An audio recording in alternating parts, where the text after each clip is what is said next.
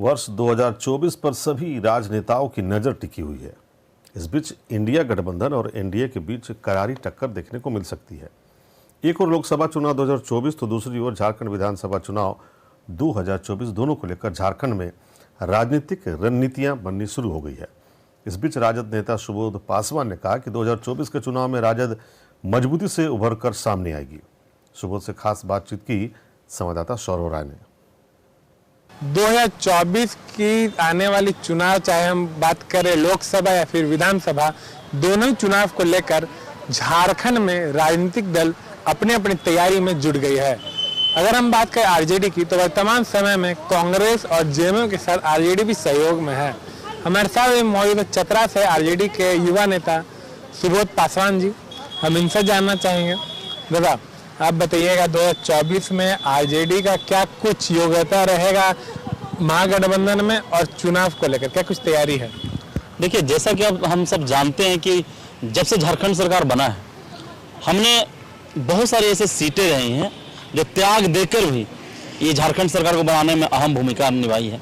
जहाँ तक बात हमारी रहेगी महागठबंधन के जो भी प्रत्याशी चतरा से आएंगे या झारखंड भर में जहाँ भी आएंगे, हम लोग उसको जिताने का कार्य करेंगे। और एक युवा होने के नाते मेरा ये स्पष्ट कहना भी है कि जो केंद्र सरकार में निकम्मी सरकार जो बैठी हुई है, जो इंडिया के अगेंस्ट में जो सरकार बैठी हुई है, मोदी सरकार, देखिए कि जितनी पेट्रोल हो, डीजल हो, आम दलहन हो, या जितने भी खाने पीने की चीज़ें इतनी महंगी हो गई है ना, उनको जीएसटी से मतलब है, और देश में एक अराजकता का माहौल है। इसके लिए ये केंद्र की जो सरकार को उखड़ फेंकने की आवश्यकता है।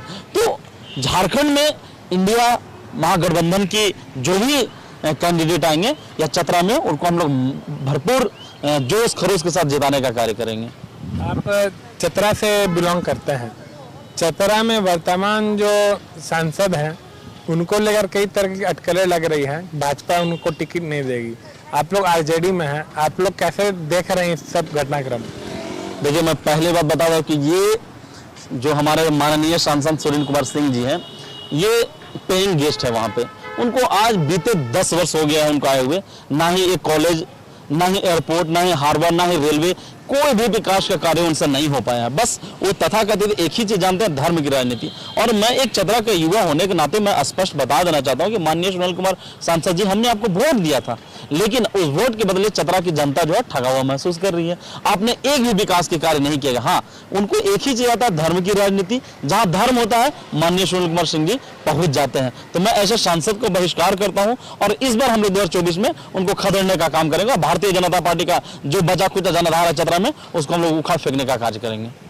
एक आखिरी सवाल आपसे रहेगा कि आप लोग आरजेडी में हैं, लेकिन वर्तमान समय में आरजेडी को लेकर लगातार प्रश्न उठाए जाते हैं कि आरजेडी परिवारवाद की पार्टी है। और आरजेडी ही नहीं, इंडिया में जितने भी सहयोगी है सभी कोई पर परिवारवाद का आरोप लग रहा है केंद्र सरकार एवं भाजपा के नेताओं के द्वारा।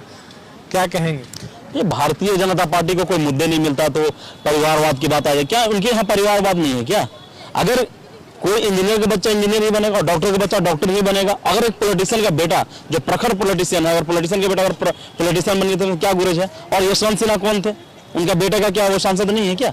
या शिवराज सिंह चौहान के बेटे जितने भी हैं, या भाई भतीजावाद वहां नहीं है क्या? या बहुत सारे ऐसे भारतीय जनता पार्टी के जो नेता हैं वो अपने भाई भतीजावाद से घिरे हुए हैं। पहले उनको अपने दामन में झांक कर देखना चाहिए, और कि क्या है नहीं है। परिवारवाद की बातें वो कर रहे हैं, शायद परिवारवाद की वजह से वहां पहुंचे हुए हैं केंद्र के सत्ता पे। ये हमें ना सिखाए। हम लोग एक अनुशासित प्रिय पार्टी है और लोकतंत्र में विश्वास रखते हैं, और इस निकम्मी निठल्ली सरकार को हम लोग उखाड़ कर फेंक देंगे। जैसा कि आपने देखा किस प्रकार से इन्होंने कहा है कि आगामी चुनाव में आरजेडी मजबूती से उभरेगा। रफ्तार मीडिया से संवाददाता सौरव राय, सहयोगी रवि के साथ।